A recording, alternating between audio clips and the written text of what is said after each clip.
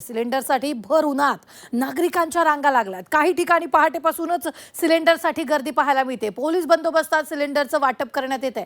Iran-Israel युद्धामुळे महाराष्ट्राची जनता गॅसवर आली आहे, कारण युद्धामुळे भारतात गॅसचा तुटवडा निर्माण झाला आहे। त्यामुळे सरकारनं नवे नियम लागू केले आहेत। मात्र दुसरीकडे गॅससाठी एजन्सी बाहेर नागरिकांची मोठी रांग लागल्याचं पाहायला मिळतं। पोलीस बंदोबस्तात नागरिकांना सिलेंडरचं वाटप केलं जात आहे। कोल्हापूर, सोलापूर आणि अमरावतीत सिलेंडर वाटण्यासाठी थेट पोलिसांचा बंदोबस्त लावण्यात आला आहे। कोल्हापूरसह सोलापूरमध्ये पोलीस बंदोबस्तात सिलेंडरचं वाटप करण्यात आलंय। सोलापूर शहरातील दयानंद कॉलेज रोड परिसरात गॅस खरेदी करण्यासाठी नागरिकांची झुंबड उडाली आहे। कोणताही अनुचित प्रकार घडू नये यासाठी पोलिसांचा बंदोबस्त वाढवण्यात आला। तळपत्या उन्हात नागरिकांच्या गॅस सिलेंडर घेण्यासाठी अर्धा किलोमीटरपर्यंत रांगा लागल्या, तर अनेक ठिकाणी पहाटेपासून नागरिकांनी रांगा लावल्यात। कोणकोणत्या शहरात नागरिकांनी रांगा लावलेल्या आहेत पाहूया।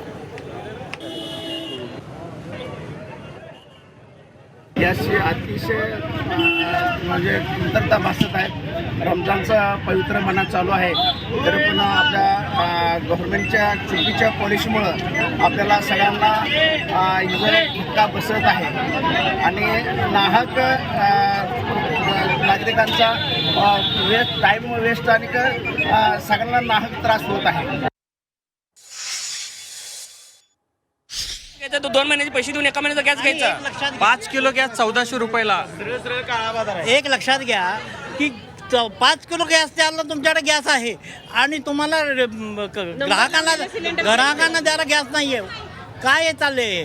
नंबर लावलेला सिलेंडर तुम्ही देत नाही। 20-20 दिवस झाले नंबर लावून। लग्न कार्य घरात असेल तरी सुद्धा तुम्ही सिलेंडर जादा एक देत नाही, आणि हे तुम्ही ब्लॅकने जे 5 किलो लावले ते कुठं येतोय सिलेंडर? सरळ काळा बाजार आहे। इथं थांबवायला पाहिजे आणि दिवसभर कोणाकोणाकडे कॅमेरा असतील ना, त्यांनी फोटो वगैरे काढून हे आयुक्त साहेबांना दाखवायला पाहिजे की सिलेंडर देतात की नाही। आता म्हणतात 300-350 सिलेंडर आहे, 4 तारखेपर्यंत या ज्यांची पावती आहे। आता पहिला पावतीचा मेसेज येत नव्हता, 960चा येत नव्हता। आता म्हणतात 960चा मेसेज येते, मग तुम्ही इथं सिलेंडर घ्यायला। आता त्याचा अजून मेसेज यायचा आहे।